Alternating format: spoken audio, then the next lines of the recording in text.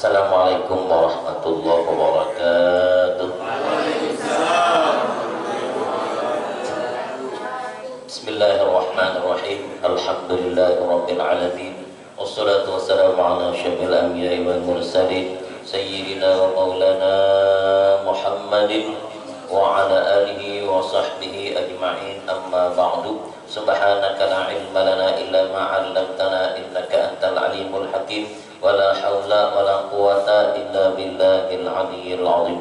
Wa qala ta'ala fi kitabihil karim a'udzu billahi minasyaitonir rajim. Bismillahirrahmanirrahim.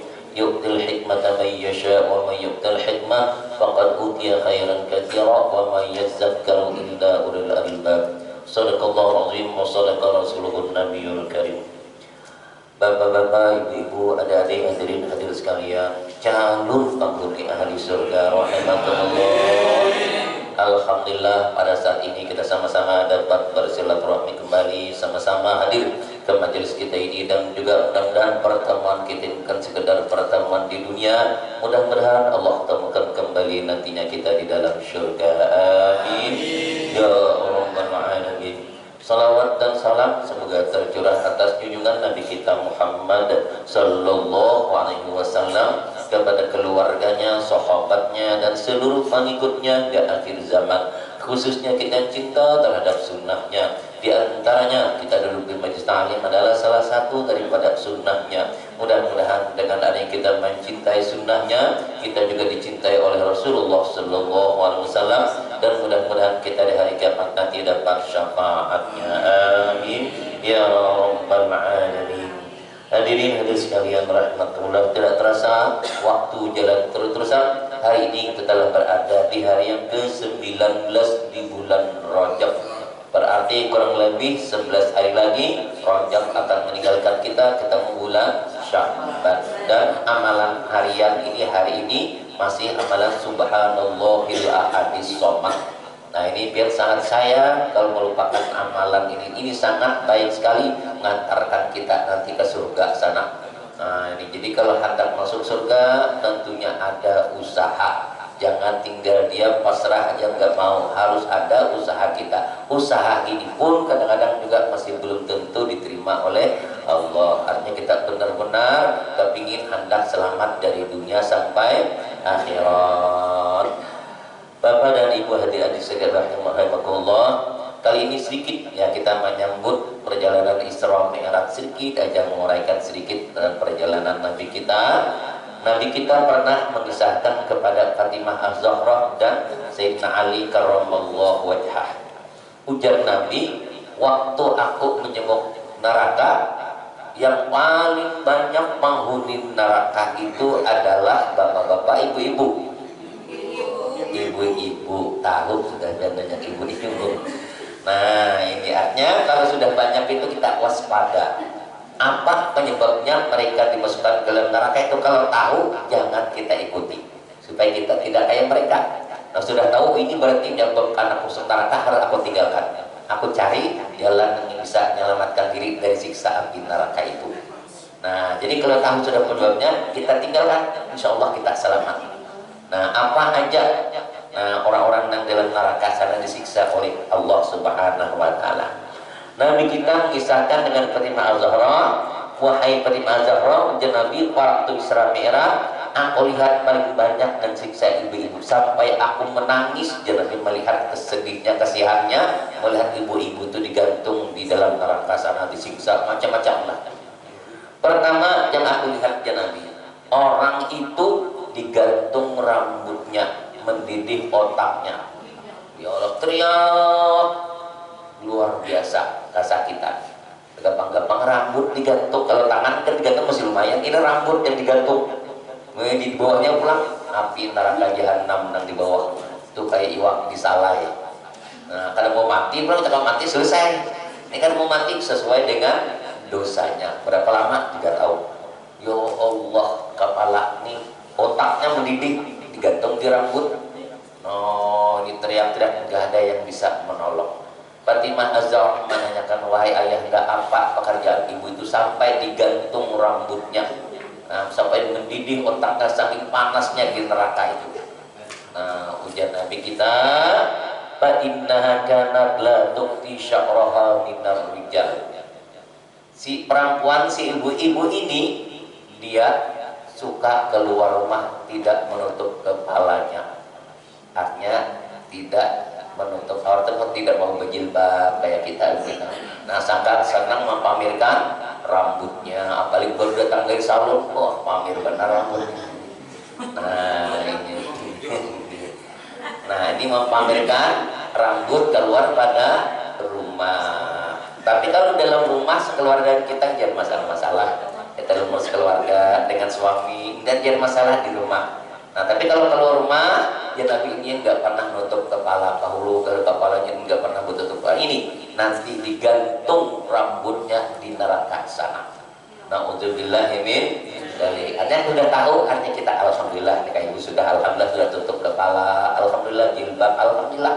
Nah ini sudah keberuntungan kita kerja daerah orang yang Islam ini jilbab, alhamdulillah. Ini salah satunya menyelamatkan kita daripada sisa api neraka, tutup kepala kita. Nah ibu, adik, kalau kita perhatikan, kalau bisa lagi di rumah kita itu kita ajak, bukan kitanya yang nutup kepala, adik juga kalau bisa mama juga kadang-kadang bisa anaknya berjilbab, mamanya enggak. Ada tuh pernah disemarengkan oleh namanya orang. Jadi beliau tuh sampai berkisah dengan lupa guru anak ulun tuh gorengnya berjilbab, ulun nggak ada ke pasar, ulun rambut nong apa jeruk roh kayak kuntilanak. Jadi si ibunya aneh, nggak aku goreng merasa aneh tuh. Jadi anakku berjilbab, aku enggak. Akhirnya aku beberapa kemudian terbuka, hanya tutup juga kepala, malu dengan anak ini. Alhamdulillah. Nah artinya masuk surga itu kalau bisa jangan kita sendirian, kalau bisa sekeluargaan. Gimana supaya sekeluarga? Allah pesan dalam Al-Quran, ya ayyuhalladzina amanu qu anfusakum wa ahlikum naro. Wahai orang yang beriman, jagalah dirimu dan keluargamu daripada siksa api neraka. Allah pesan, dan bisa sekeluargaan. Nah ini baru rambut kelihatan. Nah apalagi yang aurat semuanya terbuka, kadang-kadang kayak pakai celana pendek, oh ini pamer bukan main. Nah ini rambut dengan terbuka, apalagi celana pendek itu kadang-kadang dosanya bukan biar sendirian, orang lain juga ikut kena dosanya. Bila melihat apalagi senang, sudah tuh kena juga dosanya. Ini kadang-kadang si Ahmad, si Udin, si Utuh melihat ini karena pertama melihat kaget, istighfarnya pendek, astagfirullahaladzim. Ini kadang-kadang tak aja dia astagfirullahaladzim. Saya kedua, astagfirullahaladzim.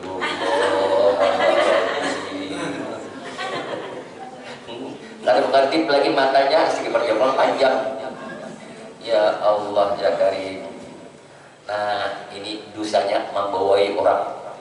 Nah yang sudah inyak kalau dosa orang ulang karena itu lebih dosa lagi. Nah ini mudah-mudahan kita dapat menjaga menutup aurat kita. Ujar Nabi, al-haya'u minal iman. Kalau orang tuh ada malunya, berarti ada imannya. Bila orang tuh kada ada lagi rasa malu, berarti tidak ada lagi imannya. Kalau yang mati orang itu langsung antar ke neraka sana. Kenapa? Hanya kada ada rasa malu lagi, berarti kada ada imannya. Orang udah beriman mati masuk kafir, masuk neraka namanya. Sama orang kafir masuk matinya karena namanya kada ada iman. Jadi manusia itu bila ada iman, insya Allah selamat. Orang bahari adik-adik, jangankan aurat terbuka begini, orang berkepati aja kelihatan malu. Orang baru kan kerjanya kelihatan malu. Kayak ini dipamerkan, angkat tangannya semuanya, ketemu kerjanya. Nah sekarang ini karena dipamerkan, ini ya Allah, ini akhir zaman. Nah ini juga yang kata baru rambut sudah disiksa, apalagi aurat kita. Nah itu. Kemudian Nabi ada lagi melihat sekelompok ibu-ibu digantung dua teteknya dan dikerumuni oleh ular dan kala. Penuh badannya digigit ular dan kala. Ya Allah ya Karim, ini luar biasa lagi sakitnya. Digantung, nah tuh dua buah kastela. Ini di situ digantungnya bukan tangan, digantung itu. Ya Allah gimana sakitnya. Dikerumuni oleh ular kala, penuh hitam badannya. Nah ini, nah teriak-teriak kesakitan, minta tolong, nggak ada yang bisa menolong. Nah, Fatimah Az-Zahra menanyakan, apa pekerjaan ibu tuh sampai digantung itu? Ini ujar Nabi kita, fa innaha la tattasilu minal janabah wal haid tata'zu bisalah. Orang ini pekerjaan di dunia tidak beres mandi wajibnya. Kada benar, kada sah mandi wajibnya, mandi haid juga nggak tahu, juga asal mandi aja. Tambah lagi sholat lagi diremehkan. Nah, ini waktunya haid mandi, kada tahu bacaan mandi, kada tahu rukun mandi, asal basah aja. Ini orang mandi basah dari rambut sampai batis dah. Nah, ini namanya mandi basah deh. Nah, harus tahu bacaan mandi, harus tahu niat mandi, harus tahu rukun mandi. Jadi harus tahu, jangan biar sembarang mandi itu mandi basah aja. Nah, ini harus ada niatnya, ada rukun-rukunnya. Nah, ini kalau ditanya ini kira ada nak tahu rukun mandi. Nah, kira-kira berapa rukun mandi? Ada rukun mandi. Nah, mandi wajib, biar mandi wajib itu ada rukunnya. Nah, bilanya rukun ini kada sah sembahyang, biar puasa kan ditolak, haji segala zakat ditolak semuanya. Nah, rukun mandi ada yang 2, ada katakan 3. Nah, itu biasanya kami di Banjar tuh Bu Ai, kalau anak nikah tuh orang nang nikah ditanyai, nah, tahukah rukun mandi? Tahu. Berapa rukun mandi? 2. Pas jawabannya 2. Nah, apa aja imam 2 tuh? Gayung sama sabun. Mandur pemandi gayung sama sabun. Nah, ini harus ngaji. Kalau kita kadang ngaji, indah kalau kita ruginya kita sengsara dunia, sengsara akhirat. Ini gunanya kita duduk di majelis taklim itu menyelamatkan diri kita. Nah, nanti daripada siksa neraka, menyelamatkan kita dari dunia sampai ini. Untungnya orang yang mau duduk di majelis taklim. Jadi rukun mandi ada 2. Pertama niat, yang kedua meletakkan air ke seluruh tubuh kita, seluruh badan kita. Nggak ada yang melindungi. Kalau ada yang melindungi tidak sah mandinya. Pamannya memakai kotek kan namanya itu. Nanti kok yang itu kotek kan. Nah, pakai kotek itu tidak sah mandi wajib. Wudu juga tidak sah. Nah, pakai kotek itu tidak sah, harus dilepas wangi. Kalau pacar, ada masalah pacar kan suka dalam itu. Kalau pacar ada apa-apa, asal kalau berpegangan sama pacar ada sah. Ini berwudu lawan pacar ada sah wudunya. Nah, jadi itu hati-hati yang pakai kotek itu kada sah itu kada sah wudunya. Wudu kada sah, mandi wajib juga kada sah. Itu kalau pakai kotek itu harus dibuangi dulu. Kan itu bisa cepat dibuangi, kan ada alat yang membuangi itu. Bersihnya itu. Nah, itu kada sah itu. Nah, ini jadi pertama niat. Apa itu niat? Yang diucapkan di dalam hati. Yang dari mulut itu namanya lafaz niat. Nawaitu raf'al hadasil akbari an jami'il badan. Itu kamu kenapa orang punya jauh? Nawaitu raf'al hadasil akbari an jami'il dipotong alaya lillahi ta'ala. Itu lafaz niat hati ketika mengangkat air saja mengeluarkan harus besar atas diriku fardu atasku karena Allah Ta'ala. Terserah dia mulai basuh awak itu mana aja, dari batis kah, kepala kah, dagu kah, itu kan baturan kan tertib. Nah, asal rata ke seluruh tubuh kita.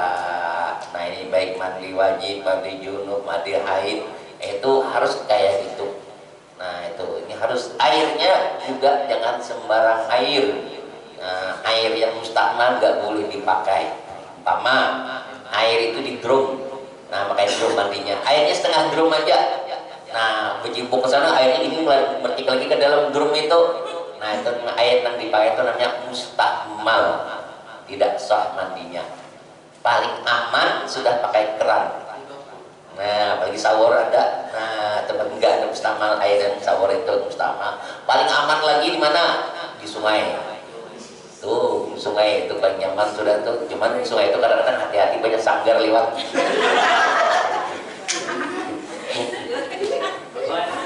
Salah-salah karena sanggar sungai.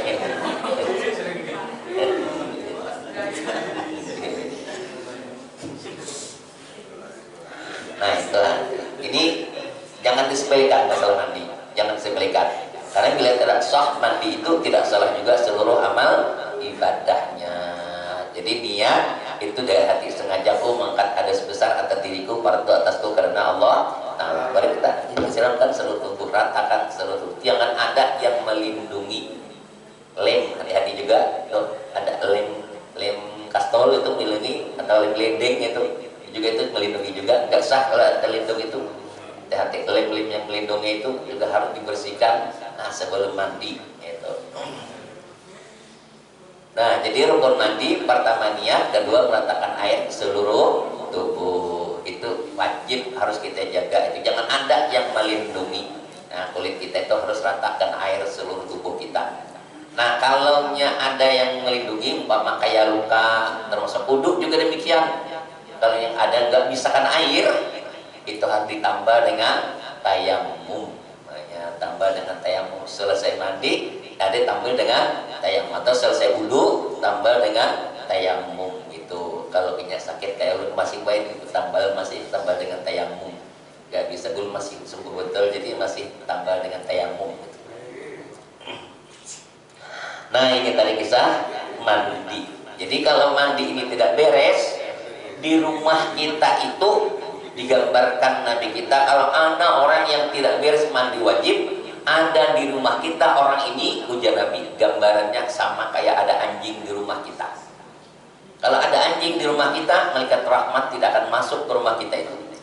Gak mau malaikat rahmat masuk ke rumah kita kalau di rumah kita ada anjing. Nah, kayak itu gambarnya orang yang melihara, orang yang nggak pernah mandi wajib ini kayak ada orang kayak orang melihara anjing di dalam rumah. Malaikat rahmat tidak akan mau masuk ke rumah kita. Nah, itu pernah kejadian di dalam kitab Irsyadul Ibad fi Sabilir Rasyad, membaca ada satu riwayat orang yang nggak beres mandi wajib ini, waktu dia meninggal dunia, waktu hendak menurunkan mayatnya, ternyata ditunggu oleh binatang hitam. Nah, lebih besar daripada kucing, bayang itu. Dipukuli orang, nggak mau mati-mati dan nggak mau lari. Nah, akhirnya orang gali lubang lagi berikutnya, tutup aja sudah ini, gali lubang kedua, gali-gali selesai, anak tuntut ternyata ada lagi binatang hitam itu. Nggak dipukul dia pak, nggak mau mati dan nggak mau lari. Tutup lagi, gali lubang ketiga. Nah, setelah lubang ketiga selesai, ternyata masih ada. Waktu sudah hampir malam, dah kubur aja sudah. Nah, orang dengan binatang yang hitam itu, sekali dikubur selesai, belum orang melangkah sudah kedengaran ini tulang belulang yang dimakan oleh binatang itu.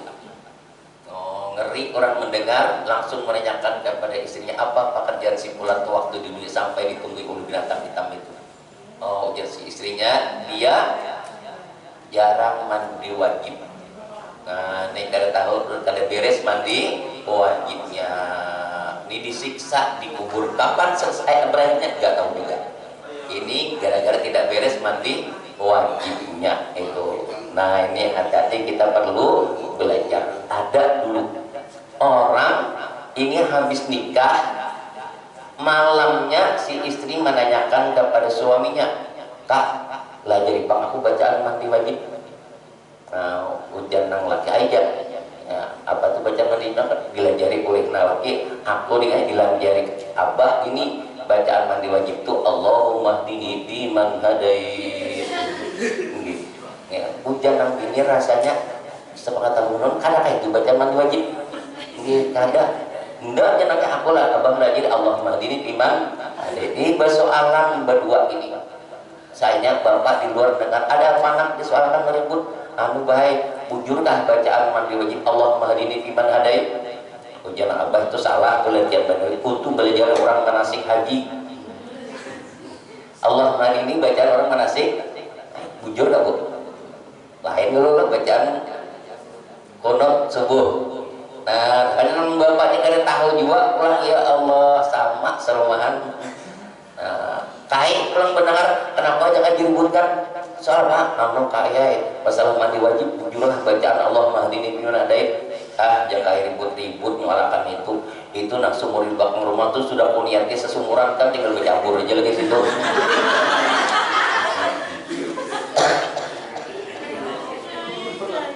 Sama serumahan unggul serba. Jadi ini masalah mandi jangan disepelekan, itu harus kita belajar karena itu kuncinya seluruh amal ibadah. Baik setelah bersih haid, nifas dan orang junub apa sebagainya harus tahu bacanya itu. Bapak dan Ibu hadirin sekalian rahimah, mungkin ini aja dulu ya apa yang dapat saya sampaikan, mudah-mudahan ada manfaatnya, lebih kurangnya mohon ampun dan kembali dengan doa mudah-mudahan barokah kita sama-sama duduk di majelis ini.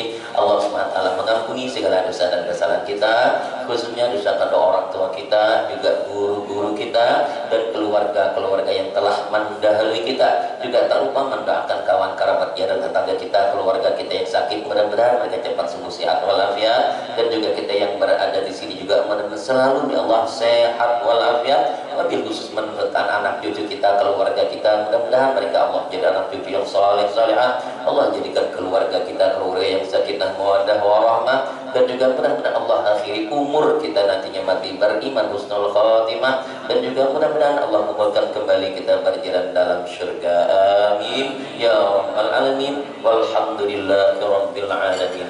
Adallahu ajma'in. Assalamualaikum warahmatullahi wabarakatuh. Ya Nabi salam.